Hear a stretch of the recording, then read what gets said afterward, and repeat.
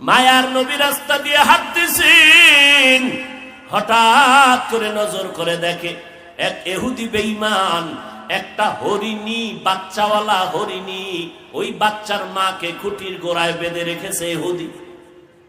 3 দিন হয়ে গেল। আল্লামা জালালউদ্দিন রুমি রহমাতুল্লাহ আলাইহি ঘটনা লিখেছেন, হরিণীটাকে 3 দিন খুঁটির গোড়ায় বেঁধে রাখলো। মা পাগলের মতো হয়ে গেছে, বাচ্চাগুলোরে পেলাম না, দুধ দিতে পারি না, কলিজা ছটফট করে। হঠাৎ ওই পথে মায়ার নবী হেঁটে যায়, হরিণী আমার নবীরে মোহাব্বতের সালাম জানায় দিল, সালাম জানায় দিল। সালাম জানাই আবদার জানায়, রহমতের নবী একটু যদি দয়া করতেন, আমাকে একটু ছেড়ে দেন, আমি বাচ্চাগুলোরে দুগ্ধ পান করায় আনবো। নবী চিন্তায় পড়ে গেলেন, আমি যদি খুঁটির